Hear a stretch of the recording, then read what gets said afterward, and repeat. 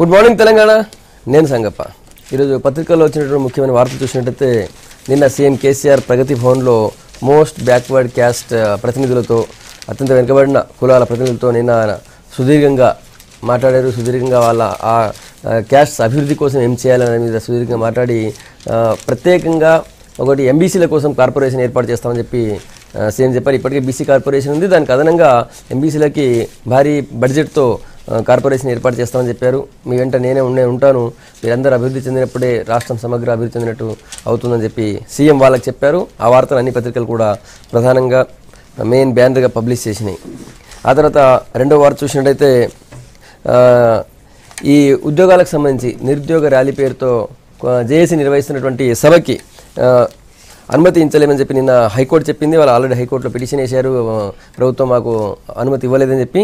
అయితే టీజేఎస్కి హైకోర్టు అనుమతి ఇచ్చేటువంటి అవకాశం లేదని చెప్పి హైకోర్టుకి వాళ్ళు చెప్తే హైకోర్టు అక్కడ ఉన్న పరిస్థితిని మీరు సెలవు రోజు పెట్టుకోండి అని చెప్పి హైకోర్టు సూచించింది. దానిపై ఇంకా జేఏసీ నిర్ణయం తీసుకోలేదు. లేదా నగర శివార్లలో పెట్టుకున్నా అభ్యంతరం లేదని చెప్పి ప్రభుత్వం చెప్పింది. దానికి హైకోర్టు కూడా ఓకే చెప్పింది.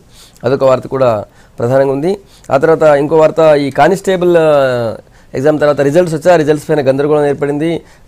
కొంతమంది మాకంటే తక్కువ మార్కులు వచ్చిన వాళ్ళకి ఉద్యోగాలు ఇచ్చారని చెప్పి నిన్న ఆందోళన చేశారు. దానికి సంబంధించిన వార్త ఒకటి ఉంది. దానిపై ఆల్రెడీ పోలీస్ డిపార్ట్మెంట్ కూడా క్లారిటీ ఇచ్చింది. ఆ తర్వాత ఇంకా వేరే వార్త చూసినట్టయితే సీఎం కేసీఆర్ ఈరోజు సాయంత్రం తిరుమల వెళ్తున్నారు. ఈరోజు సాయంత్రం అక్కడికి వెళ్ళి రేపు పొద్దున తిరుపతిలో శ్రీవారిని దర్శించుకుంటారు తిరుమలలో. దానికి సంబంధించిన వార్త ఉంది. తిరుమల శ్రీవారికి రాష్ట్ర ప్రభుత్వం తరఫున కానుకలు ఇస్తున్నారు. తెలంగాణ వస్తే ఏమేమి చేస్తామని చెప్పి ఆయన మొక్కున్నారు, అవన్నీ రేపు తీసుకుంటున్నారు. అదొక వార్త ప్రధానంగా ఉంది. ఆ తర్వాత నిన్న హరీష్ రావు వీడియో కాన్ఫరెన్స్ ద్వారా మొత్తం అన్ని జిల్లాల ఇరిగేషన్ అధికారులతో మాట్లాడారు. ముఖ్యంగా ఈ కాళేశ్వరం పనులకు సంబంధించి కాళేశ్వరం పనులు చాలా వేగంగా జరుగుతున్నాయి. ఒకే కాలంలో బ్యారేజీలు, తర్వాత పంప్ హౌజుల నిర్మాణం 2 సంవత్సరాల్లోనే పూర్తి చేసే లక్ష్యంతో ముందుకు పోవాలని చెప్పి హరీష్ రావు అధికారులకి ఆదేశించారు. అదొక వార్త కూడా ప్రధానంగా ఉంది. ఇవి ముఖ్యంగా ఉన్నటువంటి వార్తలు. రాష్ట్ర ప్రభుత్వం ఇప్పటివరకు 35,000 ఉద్యోగాలు, ప్రభుత్వ ఉద్యోగాలు మంజూరైన రాష్ట్ర ప్రభుత్వం తరఫున. తర్వాత అటు పరిశ్రమల నుంచి 43,000 మందికి ఇప్పటికీ ఉపాధి లభించిందని చెప్పి రాష్ట్ర ప్రభుత్వం చెప్తుంది. అయితే రాష్ట్ర ప్రభుత్వం వచ్చిన తర్వాత, తెలంగాణ వచ్చిన తర్వాత రాష్ట్ర ప్రభుత్వం ఎట్లాంటి ఉద్యోగాలు ఇవ్వట్లేదు, నిరుద్యోగులందరూ కూడా ఇంకా రోడ్ల మీద ఉన్నారని చెప్పి జేఏసీ అంటుంది. జేఏసీ దానికి సంబంధించి రేపు నిరుద్యోగ ర్యాలీ కూడా పెట్టింది. ఆ ర్యాలీ విషయంలో ఇప్పటికి ఇంకా ప్రభుత్వం అనుమతించలేదు. తర్వాత కోర్టుకు వెళ్ళారు, కోర్టు ద్వారా కూడా ఇంకా క్లారిటీ రాలేదు. సో ఈ ఇష్యూ మీద మాట్లాడదాం. మనతో చర్చలో బీజేపీ నుంచి సీనియర్ నాయకులు మాజీ ఎమ్మెల్యే బద్దం బాలరెడ్డి గారు, కాంగ్రెస్ నుంచి మాజీ చీఫ్ విప్ గంటా వెంకటరమణారెడ్డి గారు, తర్వాత టీఆర్ఎస్ నుంచి దేవిప్రసాద్ గారు మనతో ఉన్నారు. ముందుగా వెంకటరమణారెడ్డి గారు, ఉద్యోగాలు రాగానే, తెలంగాణ రాగానే వెంటనే ఎన్ని ఉద్యోగాలు వస్తాయి, ఎన్ని కావాలనో, ఎంత అవకాశం ఉంటే అంతే టీఎస్పీఎస్ ద్వారా ఉద్యోగాలు ఇస్తున్నాం. తర్వాత వివిధ కార్పొరేషన్ల ద్వారా ఉద్యోగాలు వస్తున్నాయి. ఇప్పటివరకు 35,000 ఉద్యోగాలు మంజూరయ్యాయి. కొన్ని ఆల్రెడీ వాళ్ళు ఉద్యోగం కూడా చేస్తున్నారని చెప్పి ప్రభుత్వం అంటుంది. కానీ మీ జేఏసీ ఏమో నిరుద్యోగులందరూ రోడ్డు మీద ఉన్నారంటుంది. ఆ జేఏసీ వెనుక, ముఖ్యంగా కోదండరాం గారి వెనుక కాంగ్రెస్ ఉంది, కాంగ్రెస్ నడిపిస్తుందని చెప్పి టీఆర్ఎస్ నాయకులు అంటున్నారు. మొట్టమొదలు తెలంగాణ రాష్ట్రం వస్తే చదువుకున్నటువంటి నిరుద్యోగ యువకులకు ఉద్యోగాలకు అవకాశాలు వస్తాయి, ఇంటింటికో ఉద్యోగం వస్తుంది, ఉపాధి అవకాశాలు పెరుగుతాయి అని ఆ రోజు యువతరం నమ్మింది. కాబట్టి తెలంగాణ రాష్ట్రం ఇచ్చినా, మేము గతంలో అన్ని ప్రజా సంక్షేమ కార్యక్రమాలు సమర్థవంగా నిర్వహించిన ప్రజలు మమ్మల్ని కాదని ఈరోజు టీఆర్ఎస్ పార్టీని అధికారంలోకి తీసుకొచ్చింది.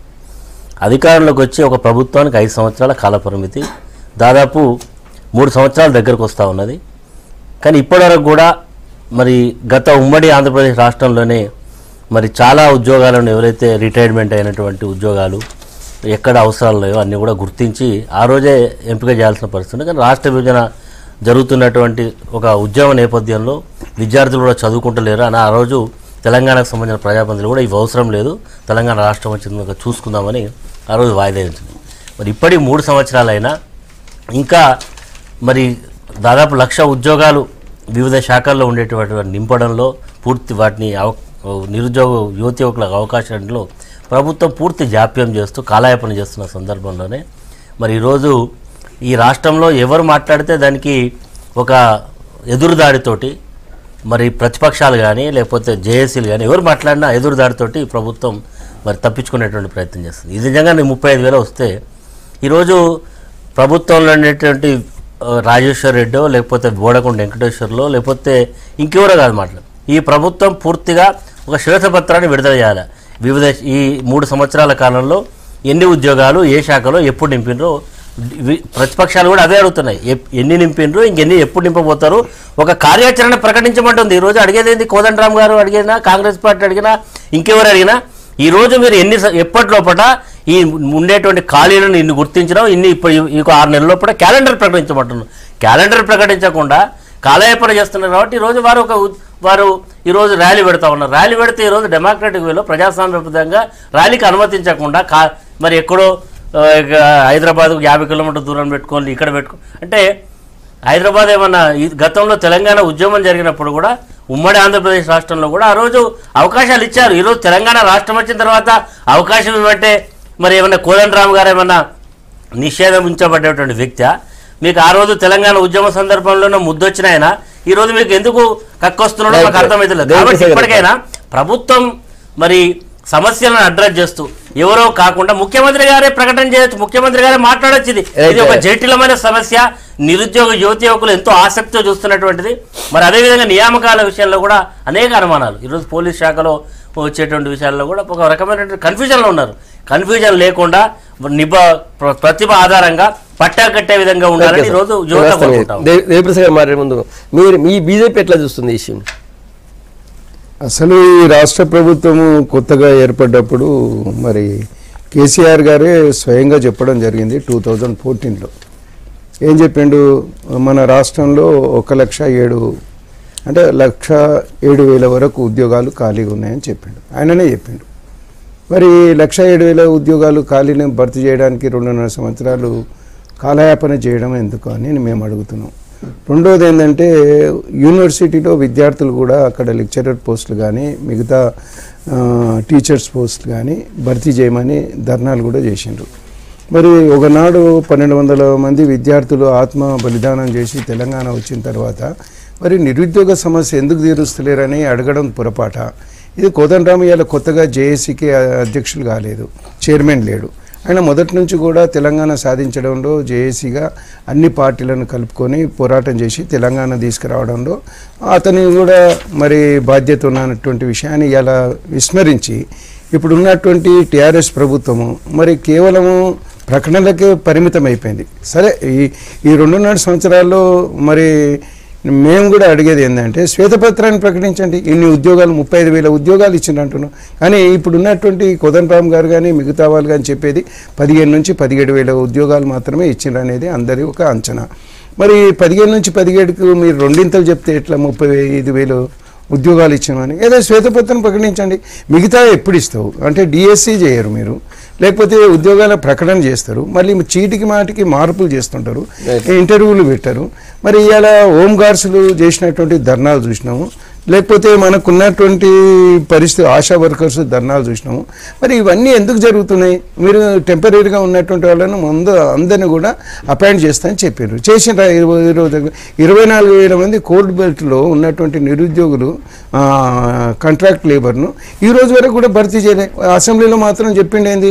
ఒక్క ఖాళీ లేదు కోల్డ్ బెల్ట్లో అన్నాడు. మరి 24,000 మందికి ఇవాళ కిషన్ రెడ్డి గారు యాత్ర కొనసాగుతున్నాడు. అంటే ఇవాళ ప్రభుత్వానికి వ్యతిరేకంగా కాదు మేము, ఇవాళ నిరుద్యోగ సమస్యను తీర్చమని ప్రభుత్వాన్ని మేము వేడుకుంటుంటే వీళ్ళు ఏదో ధ్వంసం చేస్తారు, ఏదో దుశ్చర్యలు చేస్తారు, ఏదో మరి అరజడి చేస్తారు అనేటువంటి పద్ధతిలో మాట్లాడడం మంచిది కాదు. శాంతియుతంగానే కోదండరాము ర్యాలీని నిర్వహిస్తాడు, దానికి అనుమతి ఇవ్వాలి. ఎందుకు ఇవ్వరండి? అది మరి చుట్టుపక్కల ఉన్నటువంటి మరి గ్రామాల్లో చేసుకోమనడం సమంజసమా? ఇందిరా పార్క్ ఎందుకు ఉందండి? ధర్నా చౌక్ అది. సుందరయ్య పార్క్ నుంచి ర్యాలీ వెళ్ళేది. ఇలా కొత్తగా కాదు కదా, మీరు ఇచ్చినటువంటి ప్రభుత్వం ఇచ్చినటువంటి ఉత్తర్వులు కదా. వర్కింగ్ డే నాడే చేస్తారు కదా ఎవరైనా, సండే నాడు చేయరు కదా. కానీ సండే నాడు చేయాలనేటువంటి ఒక తలంపు ఎందుకు రావాల్సి వచ్చింది? లేకపోతే మీరు ఎందుకు ఇస్తలేరు?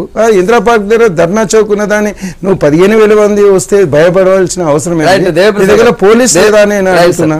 దేవప్రసాద్ గారు ఇప్పుడు చెప్పాలి. ఒకటి అంటే గండ్ర వెంకటరామ నాయుడు గారు, పెద్దలు బాలరెడ్డి గారు చెప్పినట్టు శ్వేతపత్రం ప్రకటించాలని చెప్తున్నారు. ఇప్పటికే శాసనసభలో ముఖ్యమంత్రి గారు ఎన్ని ఖాళీలు ఉన్నాయి, ఎన్ని ఖాళీలు ప్రకటించడం, ఎన్ని ఉద్యోగాలు ఇచ్చడం అనేటువంటిది మన శాసనసభ వేదికగానే చాలా స్పష్టంగా ప్రకటించారు. శాసనసభలో రికార్డెడ్.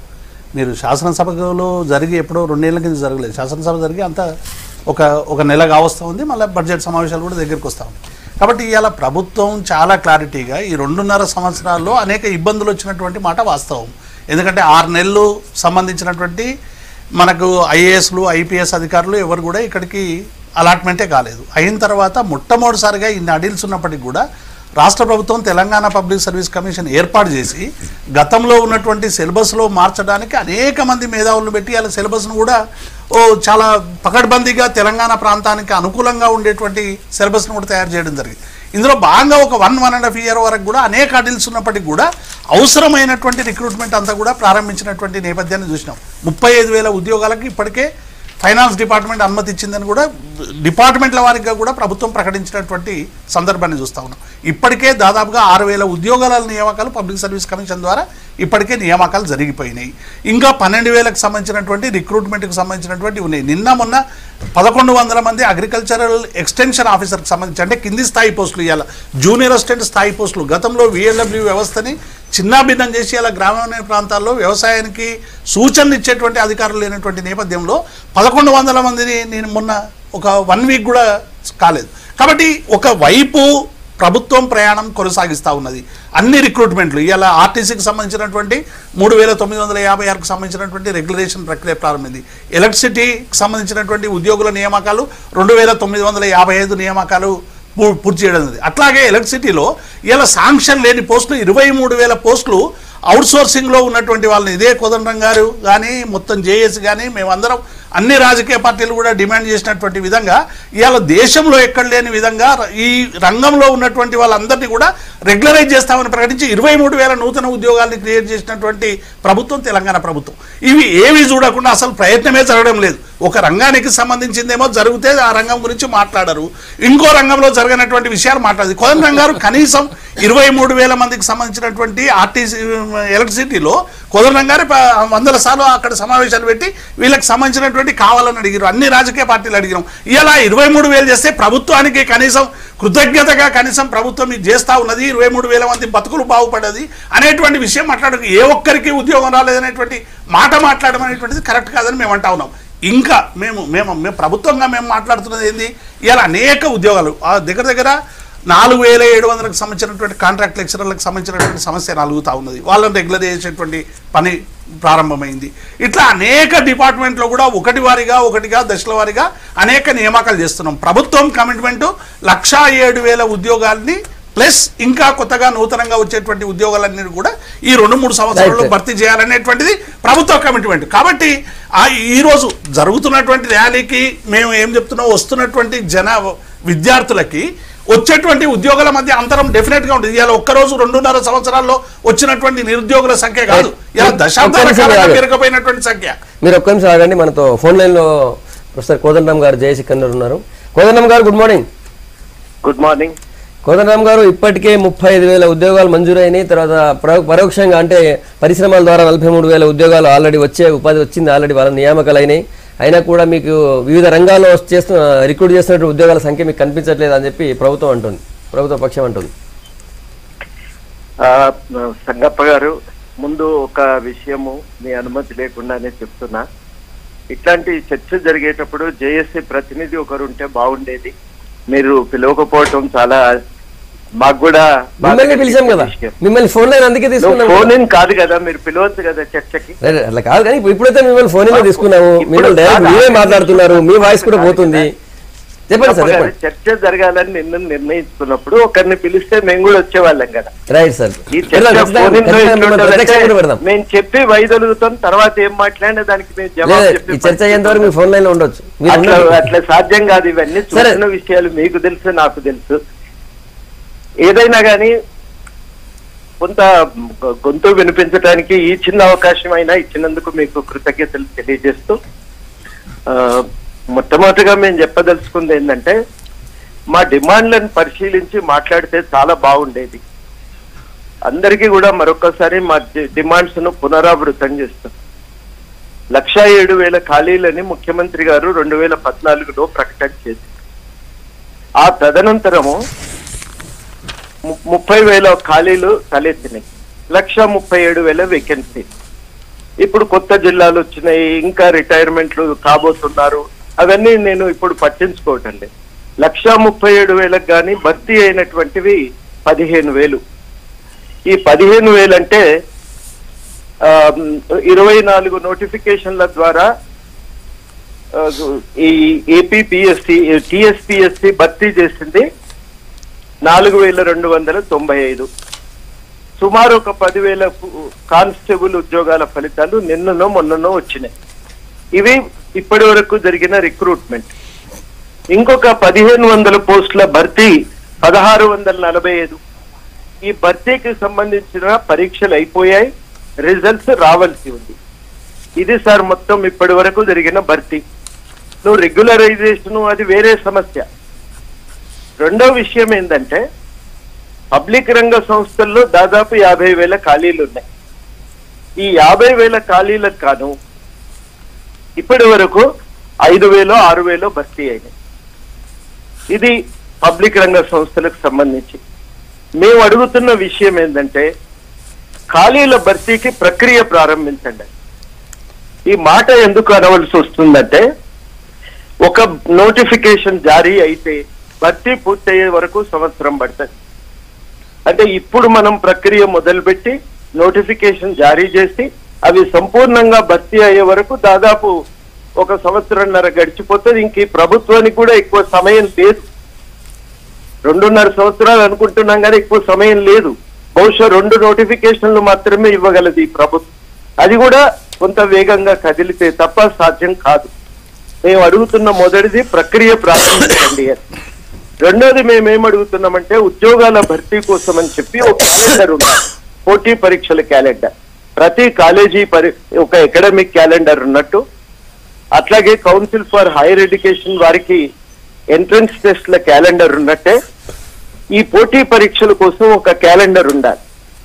ఈ విద్యార్థి మిత్రులు చెప్పేది ఏంటంటే డిఎస్సి ఇస్తామని 300 సార్లు ప్రకటన చేసిన ప్రతిసారి కొలువులు వస్తాయనే ఆశతో వాళ్ళందరూ పోయి కోచింగ్ సెంటర్లో చేరి 1,000 రూపాయలు ఖర్చు పెట్టి హైదరాబాద్ లో గాని, వరంగల్లో గాని, కరీంనగర్ లో గాని ఉంటూ ప్రిపేర్ అవుతున్నటువంటి సంగతి అందరికీ తెలిసిందే.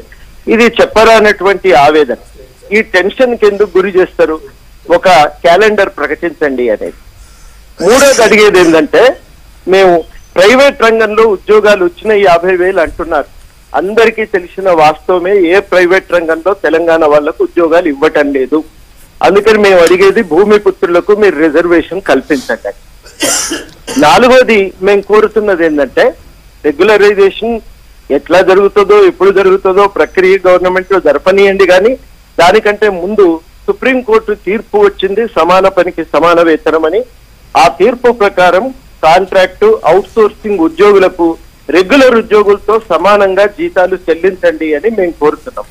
ఐదోది మేము అడిగేది ఏంటంటే అందరికీ గవర్నమెంట్ ఉద్యోగాలు రావు, చాలా మంది బయట ఉన్నారు. ఆ బయట ఉన్న వాళ్ళకు కూడా ఉద్యోగాలు కల్పించడం కోసం ఉద్యోగ ఉపాధి కల్పన అవకాశాలను విస్తరించడానికి ఒక కార్యాచరణను ప్రకటించండి, అమలు చేయండి. అంటే ఇందులో 4 అంశాలు.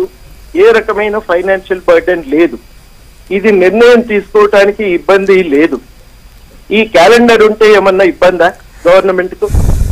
మొత్తం ఉపాధి కల్పనపై ఒక కార్యాచరణ ప్రణాళిక రావటం ఏమన్నా నష్టం చేస్తుందా? అదే విధంగా సుప్రీంకోర్టు తీర్పును అమలు చేయమని అడుగుతున్నాం, సమాన పనికి సమాన వేతనం అనే సూత్రాన్ని. ప్రైవేట్ రంగంలో భూమిపుత్రులకు రిజర్వేషన్లు కర్ణాటకలో ఉన్నాయి, హిమాచల్ ప్రదేశ్ లో ఉన్నాయి. ఇవన్నీ అంటే సూటిగా చెప్పాలంటే ఇవాళ నిరుద్యోగ సమస్య. మేము ఈ మాట కూడా పదే పదే చెప్తున్నాం. అది ఇవాళ పుట్టిందని అంటలేం. సరళీకరణ విధానాల ఫలితంగా తీవ్ర స్థాయికి చేరింది. అందుకనే తెలంగాణ ఉద్యమం ఇంత తీవ్రంగా నడిచింది. ఆ ఉద్యమానికి నీళ్లు, నిధులు, నియామకాలు అనేది ఒక లక్ష్యంగా ఉంది. నియామకాల కోసం ఒక పటిష్టమైనటువంటి విధానం అనేది మనం ఉద్యోగ కల్పనకు పటిష్ట విధానం రావాలి. ఒకటే లైన్ చెప్పి నేను ముగిస్తా. ఆ పటిష్ట విధానంలో మేము అడుగుతున్నది ఏంటంటే గవర్నమెంట్ లో ఉన్న ఖాళీలను ఒక క్రమ పద్ధతిలో నింపటం మొదటిదైతే, ప్రైవేట్ రంగంలో అవకాశాలను పెంచడం ఒకటి, ఆ వెలుపల ఉపాధి అవకాశాలను విస్తృతపరచడానికి ఒక కార్యాచరణ ప్రణాళికను తయారు చేసుకోవటం అనేది మూడో అంశం. ఇది ఉద్యమ ట్యాగ్ లైన్ కాబట్టి దీనిపైన సీరియస్నెస్, ప్రయారిటీలో ఇంపార్టెన్స్ ఇవ్వటం అనేది చాలా చాలా అవసరం. అసలు ఎవ్వరికి ఉద్యోగాలు దొరకలేదు అని నేను ఎప్పుడు అనలేదు. నేను అందుకనే అనేది ఏంటంటే మా వాళ్ళు ఉంటే కొన్ని విషయాలు చెప్పేది చర్చలో చాలా ముఖ్యమైన గారి పద్ధతి కాదు, మీకు తెలుసు. నిరసన మీ మీదే, ఎందుకంటే మీ మీద ఏమొత్తిడి వచ్చిందో మాకు తెలియదు. మేము అనేది ఫోన్ లైన్ కింద తీసుకునేవాడిని మీతో మాట్లాడిస్తున్నాం. మీ వాయిస్ సార్ V6 లక్షల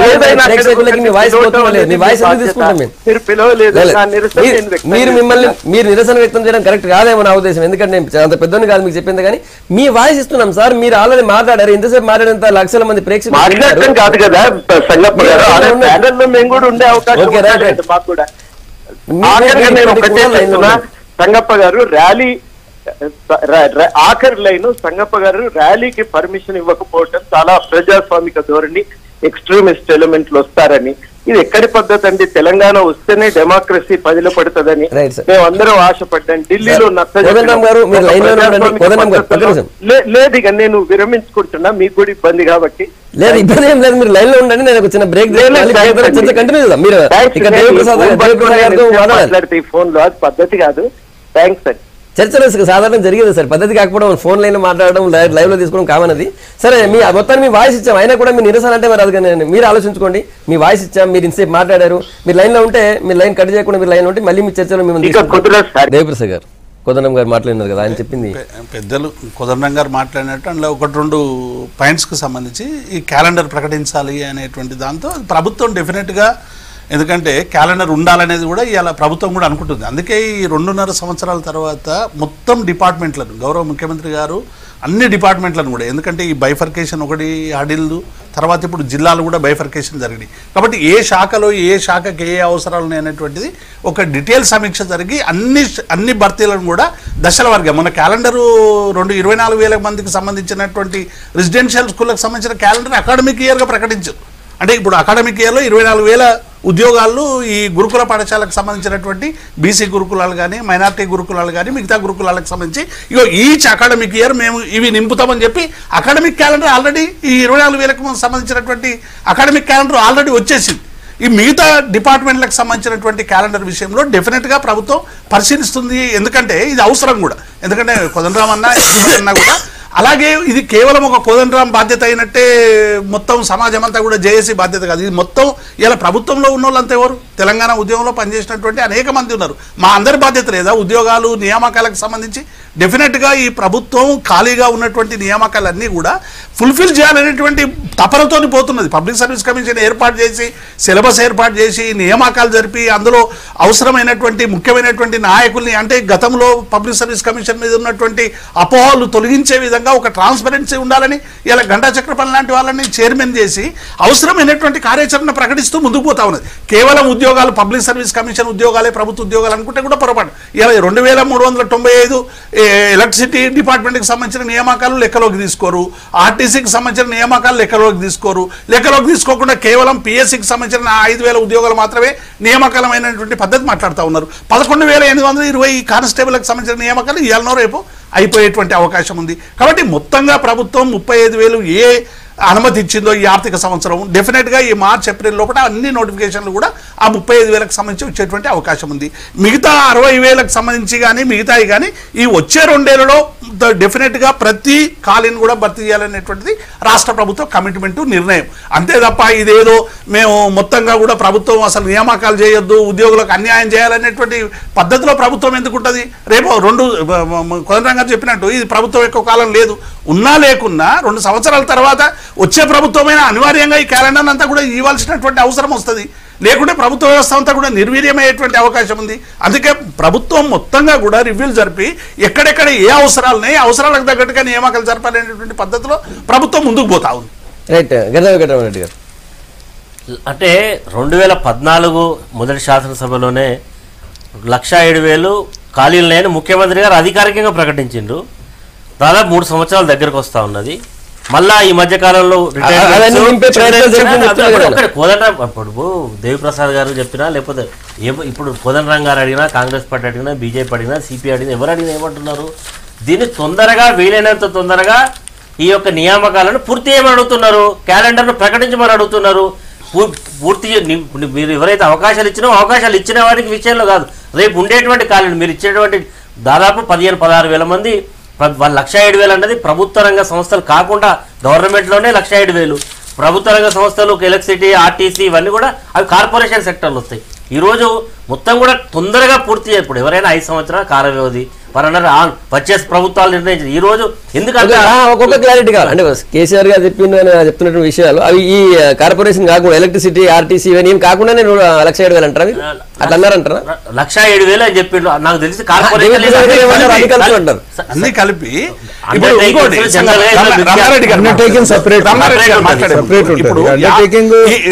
కోదండరామ్ గారు ఏం చెప్పారు, ప్రభుత్వ రంగ సంస్థలు 50,000 ఖాళీలుగా ఉన్నాయి. ఈ పబ్లిక్ సెక్టర్ సంబంధించినటువంటి అది ఏపీఐఏసీ కావచ్చు, రకరకాల అనేక సంస్థలు 9th 10th షెడ్యూల్లో ఉన్నటువంటి ఇప్పటి వరకు ఏ ఒక్క సంస్థ కూడా విభజనకు నోచుకోలేదు. ఉద్యోగుల విభజన చేస్తామంటే రకరకాల ఆర్డినెన్స్ క్రియేట్ చేస్తూ ఉన్నారు. మేము ఉద్యోగులను వంచుకోము, సంస్థలే మాకొద్దనే రీతిలో ఇలా ఆంధ్ర ప్రభుత్వం వ్యవహరిస్తున్నటువంటి తీరును చూస్తూ ఉన్నాం. షిలేబీడే కమిటీ ఇప్పటి వరకు అసెస్మెంట్ కానీ ఉద్యోగుల విభజనకు సంబంధించి కానీ ఎటువంటి ప్రాసెస్ని అసలు చేయలేదు. ఇలా ఎక్కువ పెట్టాల్సినటువంటి చోట ఎక్కువ పెట్టకుండా విభజన చట్టంలో ఉన్నటువంటి అంశాలన్నీ కూడా అమలు పరచాలి. ఈ తెలంగాణకు అడ్డీ వస్తుంది అనేటువంటి విషయంలో మాట్లాడకుండా కేవలం ఇటువైపు ఛార్జ్ చేయడం వెనుక కుట్రేంది అని అడుగుతున్నారు. ఈ రోజు టీఆర్ఎస్ పార్టీ అధికారంలోకి రావడానికి కూడా ఒక ప్రధాన కారణం ఏంటంటే రాష్ట్ర విభజన సందర్భంగా ఒక జాతీయ పార్టీలు ఉంటే ఎక్కడైనా అటు ఇటు పోతారు, ఒక రీజనల్ పార్టీ తెలంగాణ కొరకు ఉద్యమం చేసినటువంటి వ్యక్తినే సీఎం ఉండాలని ఆ రోజు. ఈ రోజు మీరు విభజన జరగలేదు, వాళ్ళు ఉద్యోగాలు రాలేదు, లేకపోతే ఇంకా కేంద్ర ప్రభుత్వం మీరు చేయాల్సిన బాధ్యత మీకు ఒక ముఖ్యమంత్రిగా ప్రజలు మిమ్మల్ని కూర్చోబెట్టారు. మీరు చేయాల్సిన బాధ్యత ఏంది? మీరు ముఖ్యమంత్రి ఆంధ్ర ముఖ్యమంత్రిలో చాలా సందర్భాల్లో అలాయబలే చేసుకుంటారు. మరి ఇలాంటి విషయాలను కూర్చొని మన ఇద్దరి మధ్యలో గవర్నరు కొన్ని విషయాలలో కొన్ని కేంద్ర ప్రభుత్వంతో చాలా సందర్భాల్లో సఖ్యతగా మీరు ఉన్నారు. కానీ ఈ రాష్ట్ర విభజన సంబంధించినటువంటి అంశాలు కానీ రాష్ట్ర ప్రయోజనాలను కాపాడడంలో కానీ ముఖ్యమంత్రిగా చేయాల్సినటువంటి బాధ్యతను ఖచ్చితంగా చేయాల్సిందే. ఒకవేళ వినకపోతే వాళ్ళతో అవసరమైతే కేంద్ర ప్రభుత్వం దగ్గర జాప్యం జరిగితే వాళ్ళ మీద అవసరమైతే ఒత్తిడి చేయాల్సిందే, ఆ రకంగా సాధించాల్సిందే. ఈరోజు తెలంగాణ ప్రజలు ఏం కోరుకుంటున్నారు? మాకు తొందరగా ఉద్యోగ అవకాశాలు రావాలి, మాకు ఒక జీవితం రావాలని కోరుకుంటున్నారు. అది మరి చదువుకునే విద్యార్థి చదువుతూ పోతూ వాళ్ళ యొక్క సమయం వృధా అవుతున్నది తప్ప అవకాశాలు రానప్పుడు ఈరోజు ఒక కోదండరామ్ గారు ధర్నాకు అడిగింది, ఇస్తే తప్పేందండి? ఈరోజు దాన్ని కోర్టుల ద్వారా అడుగుతా కూడా రానటువంటి పరిస్థితి. ఇంకా ఇవాళ ఏమవుతుందో ఇవాళ మళ్ళీ రిప్లై ఇవ్వమన్నారు, రేపు టైం ఉన్నది. ఎప్పటిదాకా దీన్ని కాలయాపన చేస్తారు? ఆదివారం పెట్టుకోమంటారు. ఎప్పుడన్నా ఉద్యమాలు జరిగేప్పుడు ఆదివారం హాలిడేస్ చూసి పెట్టుకున్నారా? ఈ రోజు మన దగ్గర ఉండేటువంటి పోలీసు వ్యవస్థ చాలా స్ట్రాంగ్ ఉన్నది. ఎక్కడికక్కడ అవసరమైతే కంట్రోల్ చేస్తారు. శాంతి భద్రతల సమస్య పేరు చెప్తా ఉన్నారు. శాంతి భద్రత అంత పెద్ద తెలంగాణ ఉద్యమంలో ఏం కాకుండా మేనేజ్ చేసిన మన పోలీసు వ్యవస్థ ఇది కంట్రోల్ చేయలేదా? ప్రభుత్వం ఒక పట్టుదల పోతా ఉన్నది, దేశాలకు పోతుంది. కోదండరామ్ గారు మాట్లాడితే కాంగ్రెస్ ఏజెంట్ అది.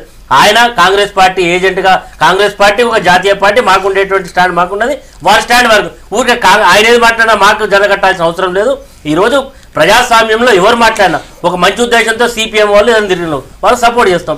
బీజేపీ కూడా ఈరోజు ఒక ప్రజాస్వామ్యబద్ధంగా సపోర్ట్ చేస్తే పార్టీ ట్యాగ్ చేయడం కూడా అంత మంచి పద్ధతి. బాలరెడ్డి గారు ఇప్పటిదాకా ఉద్యోగాలకు సంబంధించిన విభజన చేయలేదు, కార్పొరేషన్ ఇంకా విభజన చేయలేదు. ఇట్లాంటి టైంలో మీరు కూడా వాళ్ళని ప్రెజర్ చేస్తున్నారు, దేవి ప్రసాద్ గారు అంటున్నారు. ఇప్పుడు నియామకాలు జరగాలనే దాని విషయంలో మరి విభజన కార్పొరేషన్ విభజిస్తారు కదా మేము ఉద్యోగాలు ఇచ్చేది అంటున్నారు. నేను చెప్పేది ఏంటంటే నియామకాల గురించే కదా తెలంగాణ వచ్చింది. మరి తెలంగాణ వచ్చిన తర్వాత మనకున్నటువంటి రాజ్యాంగ పరంగా లేకపోతే 2 రాష్ట్రాలు విడిపోయినటువంటి సందర్భంలో గవర్నర్ ఉమ్మడి గవర్నర్ గా ఉన్నప్పుడు మన ముఖ్యమంత్రి మరి కూర్చొని చర్చల ద్వారా పూర్తి చేసుకోవాలి కదా. ఎవరొద్దన్నారు చెప్పు? ఎలక్ట్రిసిటీ విషయంలో పూర్తి చేసుకున్నాడు కదా కేసీఆర్ గారు, ముందుకు వచ్చి చేసేసాడు కదా. వాళ్ళు వద్దన్నా ఇతను తీసుకోవడం, మరి వాళ్ళకు జీతాలు ఇవ్వడం అనేది జరుగుతుంది. మేమనేది ఏంటంటే పబ్లిక్ సెక్టార్లో పనిచేసేటువంటి ఏదైతే సంఖ్య ఉందో అక్కడున్న స్థానికులకు లేకపోతే ఎవరైతే భూమి కోల్పోయినరు మరి అటువంటి వాళ్లకు ఇవ్వాలనేది డిమాండ్ పెట్టిండు కోదండరావు. అందులో తప్పేం లేదు కదా. Right, రెండోది క్యాలెండర్ ప్రకటించమన్నాడు. క్యాలెండర్ ప్రకటించడానికి సంగప్ప గారు నోటిఫికేషన్ ఇచ్చిన తర్వాత సంవత్సరాల కొద్దిగా మరి కాలయాపన ఎందుకు జరుగుతుంది, డిఎస్సి విషయంలో ఎందుకు జాప్యం జరిగింది, లెక్చరర్స్ మీరు ఎంబడే అది తెలంగాణ రాగానే ఇస్తామన్నారు. ఓయూ విద్యార్థులకు ఇచ్చిండ్రా మీరు, వాళ్ళ మీద ఇంకా లాఠీ చార్జ్ చేసిండ్రు, వాళ్ళని జైల్లోకి పంపిండ్రు. అంటే ఈ సందర్భాలను పట్టుకొని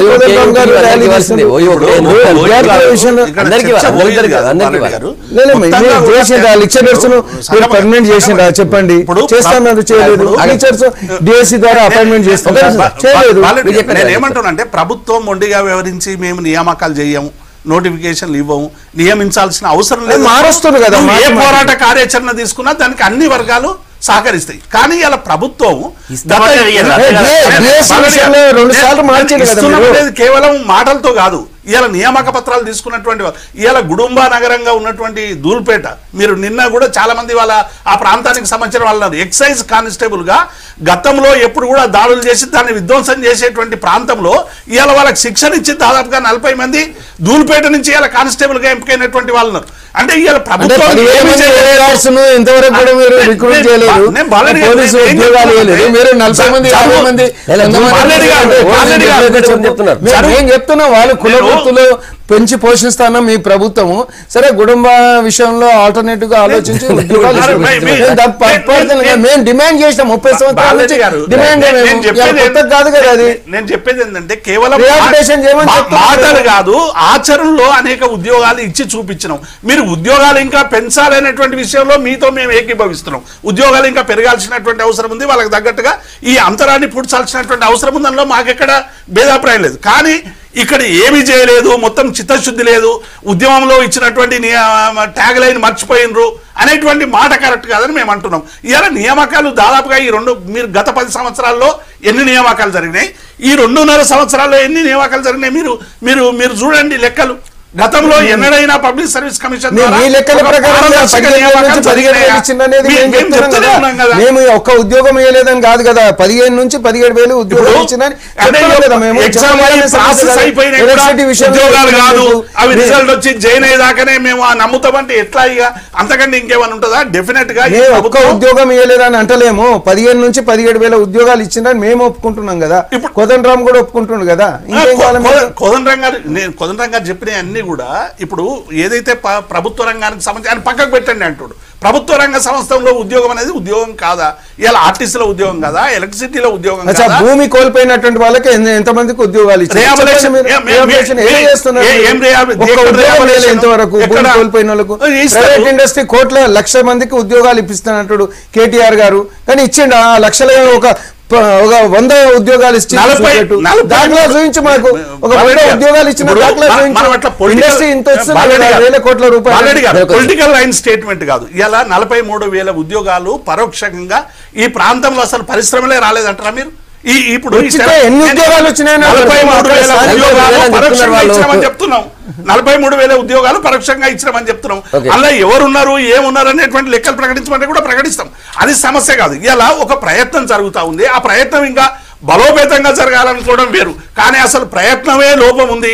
మీకు అసలే ఉద్యోగాల నియామకం ఇష్టం లేదు, ఉద్యోగాల నియామకం వల్ల మీకేదో ఇబ్బంది కలుగుతుంది అనేటువంటి ఫీలింగ్తో వాదనలు కరెక్ట్ కాదని మేము చెప్తా ఉన్నాం. ఎందుకంటే ఇలా మొట్టమొదటిసారిగా ఇంత పారదర్శకతగా పబ్లిక్ సర్వీస్ కమిషన్ దేశవ్యాప్తంగా ఇలా మన పబ్లిక్ సర్వీస్ పారదర్శకతతో మీరు ప్రభుత్వం నడుపుతున్నప్పుడు ర్యాలీకి ఎందుకు అనుమతి ఇయ్యరు? ఇప్పుడు ర్యాలీకి అనుమతి పోలీసులు నిర్ణయిస్తారు, అది ఎట్లా జరిగేది ఉంటే అట్లా జరుగుతుంది అంతే తప్ప దాన్ని మొత్తం తీసుకొచ్చి ప్రభుత్వానికి అంటగట్టి మీరు ఎందుకు పర్మిషన్లు ఇవ్వరంటే మరి ఎప్పుడైనా శివారు ప్రాంతాల్లో జరుపుకోమని చెప్పినమా? తెలంగాణ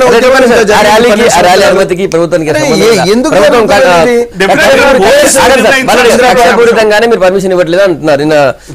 కోర్టులో కూడా అక్కడ వాళ్ళ లాయర్ అదే చెప్పారు. ప్రభుత్వానికి ఏమి భయం లేదు, బెంగ లేదు, ప్రభుత్వం చిత్తశుద్ధితో ఇలా ఇవి నియామకాల కోసం ముందుకు పోతున్నది. కేవలము చాలా మంది చాలా డిమాండ్లు వస్తాయి, దున్నేవానికి భూమి దగ్గర నుంచి ఉద్యోగాలు కావాలని దాకా వస్తాయి. అనేక రకాల వర్గాలు తమ ఆకాంక్షలను వెలిబుస్తూనే ఉంటాయి. ప్రభుత్వం పరిశీలన తీసుకుని ఆ సమస్యలు పరిష్కరించే విధంగా పోతున్నదా లేదా అనేటువంటి ప్రశ్న తప్ప మేము డిమాండ్ చేసిన వాళ్ళల్లా పట్టించుకోవాలంటే ఇప్పుడు ప్రభుత్వము ప్రజాస్వామ్యబద్ధంగా ఈరోజు ఇందిరా పార్క్ దగ్గర ఈ ప్రభుత్వం వచ్చినప్పుడు అసలు అవకాశం ఉండదు, ఎవరు కూడా ధర్నా చేయకుండా నేను పరిపాలన చేస్తాను. ఈ రోజు అక్కడ ధర్నా చేస్తామంటే వీళ్ళకి ఇవ్వరు, ఆశా వర్కర్లు చేస్తామంటే మీ ధర్నాలు జరుగుతున్నాయి హైదరాబాద్ పార్క్ దగ్గర ఎక్కడైనా. గుడ్ మార్నింగ్ తెలంగాణ ఎప్పుడు చెప్పినందుకు చూద్దాం. ఈ రోజు కూడా వాళ్ళ కోర్టులో కూడా దానికి సంబంధించి ఈ రోజు కూడా హియరింగ్ ఉంది, మరి చూద్దాం ఏమవుతుందో. ఇది వంటి గుడ్ మార్నింగ్ తెలంగాణ రేపు కలుద్దాం మళ్ళీ. స్టేట్